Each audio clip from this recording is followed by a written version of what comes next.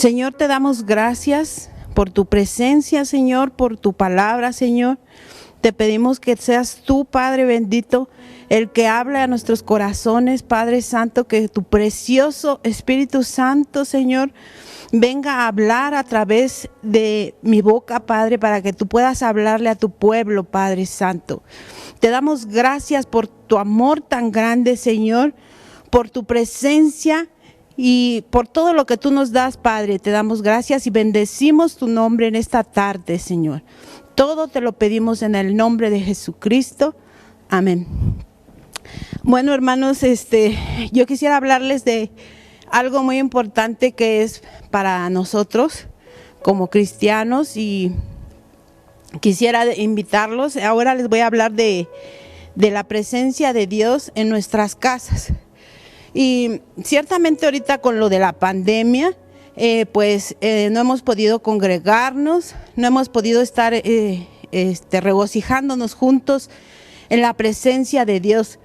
Pero Dios quiere que nosotros sigamos regocijándonos aún en nuestras casas, aún con nuestra familia, en donde quiera que estemos. Lo que a nosotros ya fue sembrado en nuestros corazones ya está ahí y nosotros tenemos que hacer, echar mano de eso, ¿no? Buscar la presencia de Dios en nuestras vidas. Y fíjense que quisiera comentarles cuando yo la primera vez sentí la presencia de Dios en mi vida. Y hace no mucho, en esta semana, yo estaba platicando con un familiar y le estaba diciendo cuando yo sentí la presencia de Dios en mi vida. Y recuerdo muy bien que me invitaban a la iglesia y pues yo no quería ir. Y siempre había luchas para que pudiera ir a la casa de Dios y conocer el evangelio, el plan de salvación.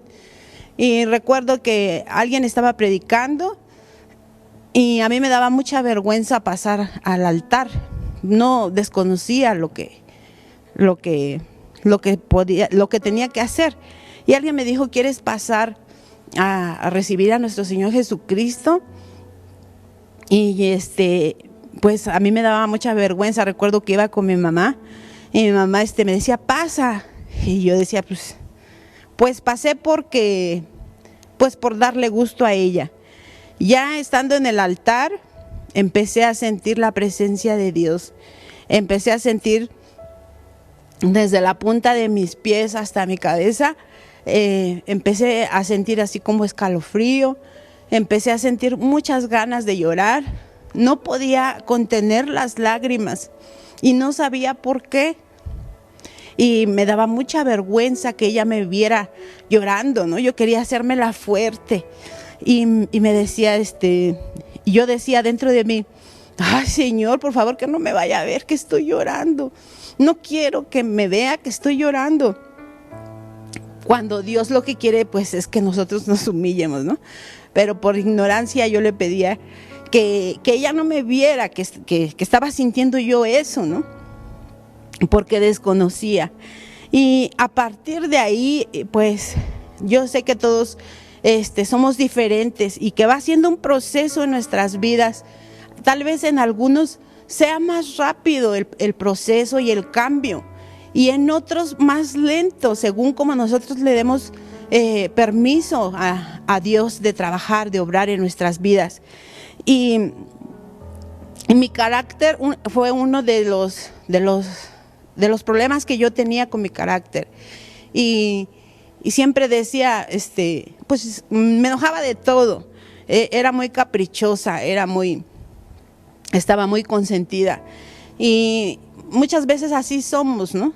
Cuando decimos luego, no, pues ahora no como, y pensando que la otra persona le va a perjudicar el que tú no comas, no sé, por decir un ejemplo. Pero Dios ha trabajado en mi vida a lo largo de estos años en mi carácter y me ha ido moldeando. Tal vez tengo muchos errores, pero no soy la misma persona cuando aquella tarde lo conocí. Y como les decía, tal vez en algunos trabaje más rápido y en otros más lento, según como nosotros le demos permiso o como nosotros lo estemos buscando. Y fíjense, quisiera que me acompañaran a Primera de Crónicas 13:14. Primera de Crónicas 13:14. Les voy a hablar de un hombre que se llamaba Obed-Edom. Este hombre buscó la presencia de Dios, y el arca de Dios estuvo con la familia de Obed-Edom en su casa 3 meses, y bendijo Jehová la casa de Obed-Edom y todo lo que tenía.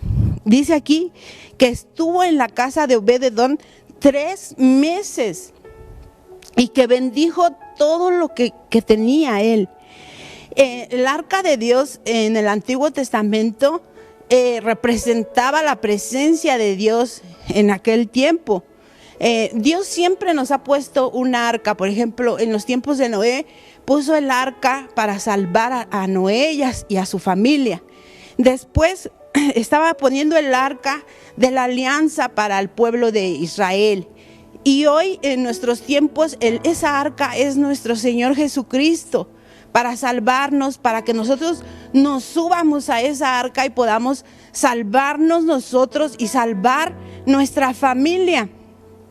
Y este hombre, el arca de Dios, el pueblo de Israel siempre la ocupaba para llevarla a las guerras. La ocuparon para pasar el Jordán, ese río tan grande, tan ancho. Siempre iba el arca de Dios adelante del pueblo de Israel, porque era la que los dirigía, era la que les daba las victorias, siempre y cuando el pueblo de Israel estuviera bien delante de Dios. Entonces, también la utilizaron en las guerras y la llevaron cuando en aquella ocasión, yo creo que todos recordamos la ocasión en que los muros de Jericó cayeron, pues el arca de Dios iba adelante del pueblo de Israel, iba la presencia de Dios adelante del pueblo de Israel para dirigirlos. Y dice la Biblia que el arca de Dios pues era como un cofre, no, un baúl, no, sí es un baúl, y iba cubierta de madera, era de madera de acacia y cubierta de oro. Y dice que había 2 querubines que tocaban sus alas y estaban mirando así hacia adentro. Y adentro de la arca estaban las tablas que Dios le había dado a Moisés, los 10 mandamientos. Y estaba la vara de Aarón, y estaba un recipiente con maná, para recordarles que el maná, cuando él los estuvo en el desierto esos 40 años. Y el arca de Dios, pues este hombre cuando él la tuvo en su casa 3 meses, pues yo creo que fue privilegiado, porque para tener ese poder tan grande en nuestras casas y para él solito y para toda su familia, pues yo creo que él fue un hombre muy, muy, muy privilegiado. Y dice la Biblia, pero yo quisiera retroceder un poco de cómo fue que el arca llegó a las manos de Obed-Edom. Dice la Biblia que el pueblo de Israel estaba en batalla con un enemigo acérrimo que tenía el pueblo de Israel. Su enemigo eran los filisteos en aquel tiempo. Y dice la Biblia que estaban en batalla con los filisteos, y entonces el pueblo de Israel dijo, ¿saben qué?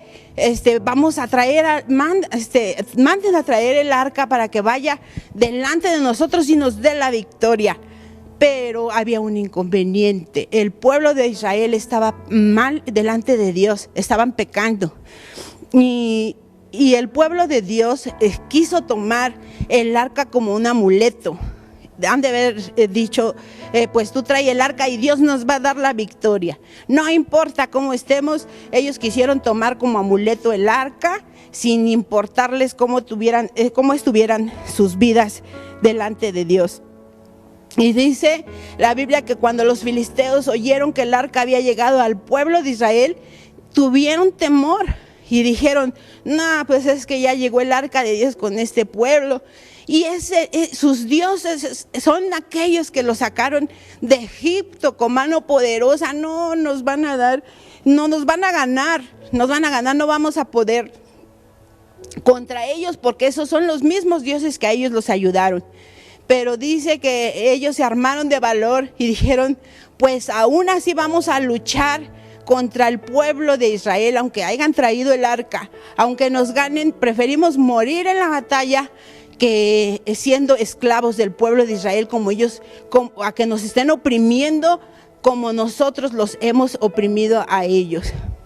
Y fíjate que los filisteos se menciona más de 150 veces en la Biblia, y fueron unos enemigos que Dios utilizó en aquellos tiempos para hacer que el pueblo de Israel buscara a Dios, y los utilizó en el tiempo de Sansón, los utilizó en el tiempo de Saúl, y los utilizó en un poco de tiempo cuando empezó David a reinar.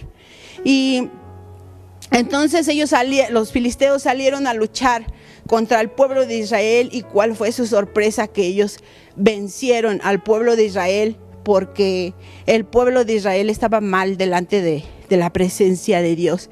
Y entonces los filisteos sintieron que habían tenido una gran victoria. Han de haber dicho, pues les ganamos y todavía les robamos el arca. Se llevaron el arca del pueblo, y dice que ellos llegaron a su territorio, los filisteos, y metieron en su templo el arca, un templo donde estaba tapizado de imágenes, y donde estaba también ahí su dios Dagón. Entonces dicen que ellos pusieron ahí el arca, y pasó ahí la noche el arca con estos dioses. Y dicen que al otro día llegaron, no sé, a limpiar, no sé, a que hayan llegado. Y dicen que llegaron, y cuando ellos vieron, su dios Dagón estaba tirado en el suelo. Y pues ellos han de haber pensado, no sé por qué se cayó, no sé. Lo volvieron a levantar y lo pusieron en su lugar. Y al otro día, para que no hubiera duda de que nuestro Dios es mucho más poderoso que cualquiera de los dioses de la tierra y de cualquier, dice que el Dios de ellos, Dagón, estaba inclinado hacia el arca, le rompió sus manos, y con la cabeza degollada, inclinado hacia el arca. Pero ellos se quedaron, me imagino que asombrados, ¿no?, de ver eso. Y no tan solo con eso, empezó a haber maldiciones en el pueblo de los filisteos. Dice que empezaron a salirles tumores, que empezaron a haber plagas de ratones por todos sus territorios. Me imagino que había hambre en el pueblo de los filisteos, porque los ratones se comían sus cosechas. Y dice la Biblia que también empezaron a desesperarse los filisteos, y empezaron a llevarla a otra ciudad, y en la otra ciudad también se llenaban de ratones y de tumores, y ya no podían más con tanta maldición. Y ellos dijeron, ¿sabes qué? Mejor vamos a regresar el arca, porque no podemos seguir así. Está habiendo mucha desgracia, ¿sí? Entonces dice la Biblia que ellos tomaron el arca y la enviaron en vacas hacia el territorio de Israel. Y dice que llegaron al territorio de Israel. Quisiera que me acompañaras. Dice que llegó al territorio de Israel. Primera de Samuel 7:1. Dice que llegó al territorio de Israel. Y cuando el pueblo de Israel estaba viendo que oyeron que venían las vacas con el arca de la alianza, corrieron a recibir el arca. Pero Dios les había dicho que nadie podía ni siquiera destapar el arca, porque era cosa santa. cuando estaba en el tabernáculo de reunión, el arca de la alianza, había tres separaciones. Estaba donde ofrecían los holocaustos, después seguía el lugar santo y después seguía el lugar santísimo, que es donde estaba el arca de la alianza. Y adentro, como ya les dije, estaban las tablas de la ley, estaba la vara de Aarón y estaba el recipiente con maná. Y ellos llegaron y tocaron y destaparon el arca, y dice que cayeron más de 50,000 personas muertas por haber destapado el arca de la alianza. Ellos sabían perfectamente bien que no tenían por qué destaparla, pero sin en cambio lo hicieron, ¿sí? Y dice aquí en el 7:1, primera de Samuel 7:1, dice: vinieron los de Kiriat Jarín y llevaron el arca de Jehová y la pusieron en casa de Abinadab. Después de eso ellos dijeron: ¿qué hacemos? ¿Qué vamos a hacer? Vamos a llevarla a casa de Abinadab, ¿sí? Situada en el collado y santificación. Y santificaron a Eleazar su hijo para que guardase el arca de Jehová. Llevaron el arca de Dios a la casa de Abinadab, y dice que sus 2 hijos eran sacerdotes, ¿no? Y dice la palabra de Dios que estuvo el arca con esta familia 20 años. 20 años estuvo ahí en la casa de Abinadab. Y dice el primera de Samuel 7:2, desde el día que llegó el arca a Kiriat Jarín, pasaron muchos días. Dice 20 años, y toda la casa de Israel lamentaba en pos de Jehová. ¿Por qué lamentaban? Porque ya habían pasado 20 años en casa de Abinadab, y había puras quejas ahí. ¿Por qué hay tanta diferencia? Uno se pregunta, ¿por qué hay tanta diferencia entre Obed-Edom, que la tuvo 3 meses, y dice que bendijo a él y todo lo que tenía, y Abinadab tenía 20 años con ella en su casa, y había puras quejas? Uno se pregunta, ¿por qué esto? Tal vez Abinadab menospreció la presencia de Dios, la tomó en poco. Tal vez él llegó y la rumbó por ahí, y no la volvió, ignoró la presencia de Dios. Yo recuerdo que cuando era niña en casa siempre teníamos un cuarto que le llamábamos nosotros el cuarto oscuro, y en ese cuarto pues echaba uno todos los tiliches, las sillas que ya no servían, la ropa que ya no ocupaba, no sé, todo lo que uno ya no, y lo dejaba uno ahí en ese cuarto, pues años, ¿no? Muchos años, y estaba ahí empolvado.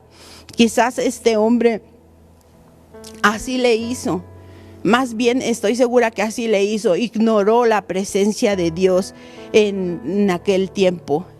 Tal vez la dejó ahí, y tal vez, ¿cuántos de nosotros somos así? Que oramos, no sé, 5 minutos, tal vez de repente le echamos un vistazo al arca, 5 o 10 minutos, y nos vamos a trabajar. Pero de regreso llegamos a casa y pues prendemos la tele, ya no oramos, no tenemos una comunión con Dios. Y por consecuencia nuestros hijos tampoco, porque ellos están viendo todo lo que nosotros estamos haciendo, y ellos también aprenden a hacer lo que uno hace. 20 años fueron mucho, por eso la bendición no llegaba. O sea, nosotros podemos tal vez engañar a la gente diciendo, pues cada 8 días voy y me regocijo. Pero Dios quiere que nosotros tengamos su presencia a diario en nuestras casas, que nosotros hagamos un altar familiar para buscarlo, que nosotros oremos, que nosotros escudriñemos la palabra de Dios para provocar sentir la presencia de Dios en nuestras vidas. Y muchas veces cuando nos dicen, pues vamos a orar, pues hasta sueño nos da, ¿no? Empieza a haber discusión, ahí sí ya no nos gusta. Ay, sí, ya no nos gusta buscar a Dios. Queremos lo facilito, ignorando, pero sí queremos las bendiciones de Dios. Si queremos que Dios nos bendiga, si queremos que lleguen las bendiciones, que todo nos salga bien. No sé, en alguna ocasión alguna persona me decía, pues es que yo veo que a la gente le va mejor que ni a mí. Y yo le comentaba a esa persona, y pues ¿cuánto tiempo le dedicas a Dios? ¿Cuánto tiempo le dedicamos al teléfono? Tan solo ahora los jóvenes agarran el teléfono y no sé, más de 50 veces al día, y ya los ves que están comiendo y están prendiendo el celular, están con el celular. Que así buscáramos la presencia de Dios, otra cosa sería nuestras vidas, porque dice que nosotros no debemos de menospreciar al que, imagínense, menospreciar la presencia de Dios. El mismo Dios que bajó de los cielos, que no tenía ninguna necesidad de venir a bajar acá para morir por nosotros, y que nosotros tomemos en poco el sacrificio que Él ha hecho en nuestras vidas, ignorándolo. Tal vez no lo digamos con nuestra boca, pero sí lo estamos diciendo con nuestros hechos, con nuestra forma de actuar, al no buscarle. Yo sé que todos tenemos errores, y como les decía al principio, llevamos un proceso en nuestras vidas según como nosotros demos permiso. Pero si nunca lo hacemos, va a pasar como este hombre. Yo creo que este hombre estaba frustrado, estaba enojado, estaba amargado por no buscar la presencia de Dios. Y él lo tomó en poco, o sea, no, algo tan valioso lo dejó ahí como si nada. Y fíjense que en aquel tiempo también estuvo reinando en Israel el rey Saúl, era el rey en aquel tiempo. Y el rey Saúl también menospreció la presencia de Dios. A veces obedecía, a veces no, y así estaba según su forma de su estado de ánimo de él. Y cómo nos dimos cuenta de que él menospreciaba las cosas de Dios, pues dice en Primera de Crónicas 13, 2, 3. Acompáñeme a Primera de Crónicas 13.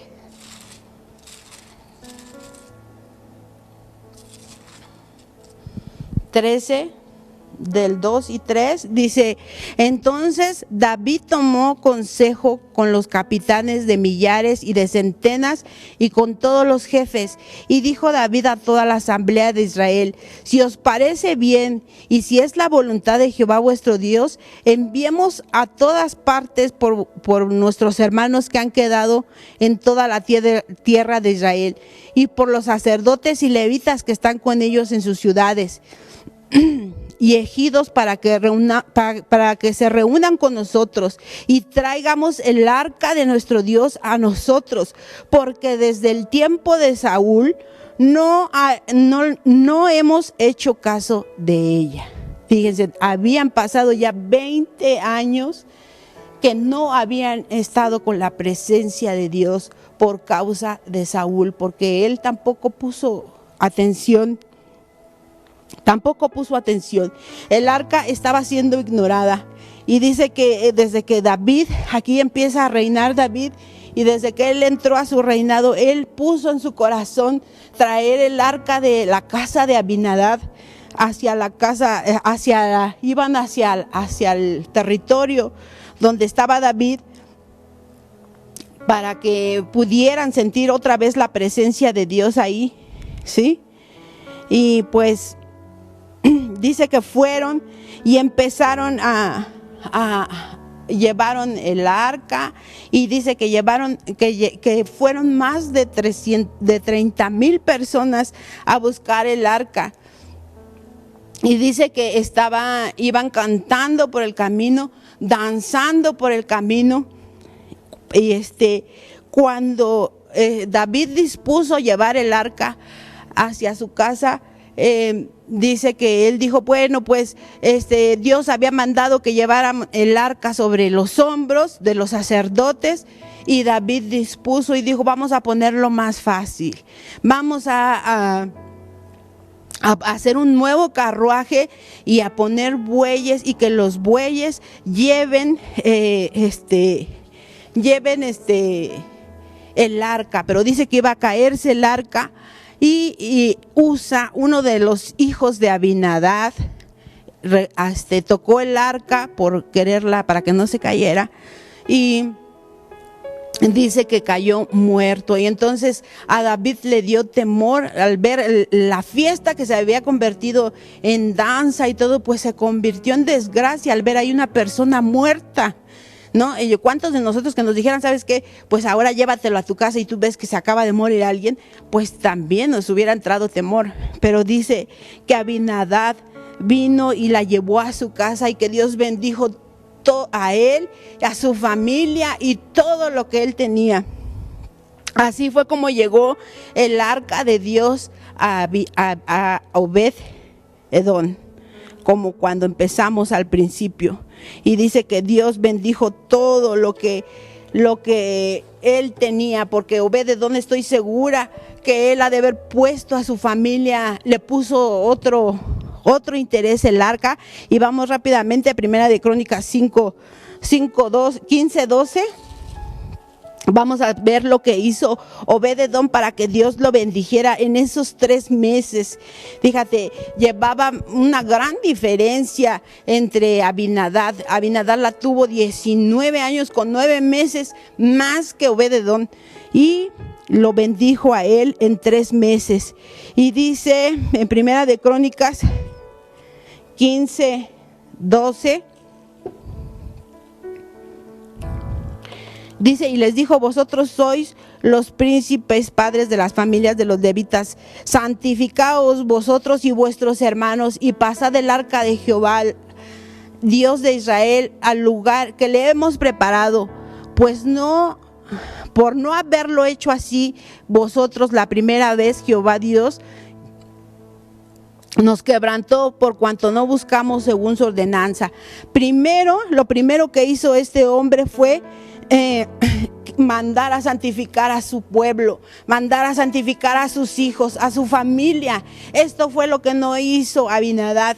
Y Obed-Edom primero dice que mandó a santificar a todo el pueblo, y después dice que le prepararon un lugar especial al arca. Nosotros tenemos que prepararle un lugar, un tiempo a Dios con nuestra familia, con nuestros hijos. No es opcional. Ellos tienen que buscar a Dios. Tenemos que enseñarles a buscar a Dios, como preparando un lugar, un tiempo para que provoquemos la presencia de Dios. Y tercero dice, porque no lo buscamos así antes, fue que Dios nos entregó en manos de los enemigos.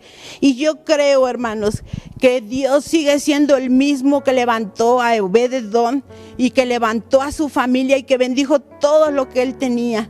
Yo creo que Él sigue siendo el mismo ahora para nosotros. Si nosotros disponemos de nuestro corazón santificarnos, si nosotros disponemos de nuestro corazón un lugar para nuestro Dios, un tiempo para Él, y para que nuestros hijos, para que nos llegue la salvación, para que lleguemos con las bendiciones, para que no estemos frustrados, para que estemos como Él quiere que nosotros estemos. No es a nuestra manera.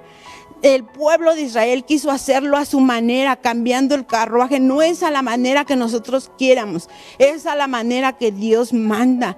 Nosotros tenemos que llamarle pecado a lo que Dios llama pecado, y a obedecer sus mandamientos, amar sus mandamientos. Dios no quiere ser soportado, Dios quiere ser amado, porque Él se lo merece, porque Él ha entregado todo en nuestras vidas. Y yo creo que Él puede hacer lo mismo hoy con nosotros y con nuestras familias y con todo lo que tenemos. ¿Cuál de estas personas eres tú?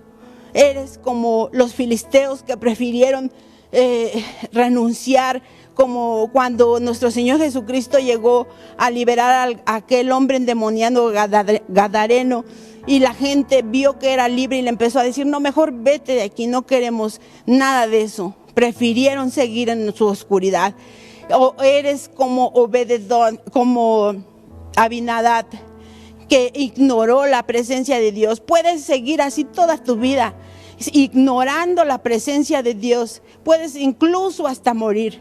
Y Dios no va a cambiar de parecer porque Él quiere ser amado, Él se merece que nosotros pongamos el amor y la atención que Él se merece, como lo hizo Obed-Edom y su familia. Yo te invito a que hagamos estas 3 cosas que Obed-Edom hizo con su familia, que nos santifiquemos, que pongamos un lugar, un tiempo para Él y que lo busquemos como Él quiere. Vamos a orar. Señor, te damos gracias por tu palabra, Padre bendito. Te damos gracias por tu presencia en nuestras vidas, Señor. Ayúdanos, Padre Santo, a ser como esa familia, como la familia de Obed-Edom, Padre Santo. Ayúdanos a darte ese lugar que tú te mereces en nuestras casas, en nuestras familias. Que la gente vea que tú estás en nuestras vidas y quieran también de eso que nosotros tenemos, que es tu hermosa presencia, Señor. Ayúdanos, Padre Santo. Yo sé que tú eres el mismo Dios que estuvo en esa familia, Padre. También puedes estar en la mía, Padre Santo. También puedes estar en la tuya, Señor. Ayúdanos, Padre Santo, a buscarte con todo nuestro corazón, con la disposición de nuestro corazón, Señor bendito, de bendecirte y de darte lo que tú te mereces, Padre bendito. Te entregamos nuestras vidas en esta tarde, Padre, y bendecimos tu nombre, Señor, y te damos gracias por tu hermosa presencia, Señor. Gracias por todo, Señor, en el nombre de Jesucristo. Amén. Dios te bendiga, hermano, y sigue conectado.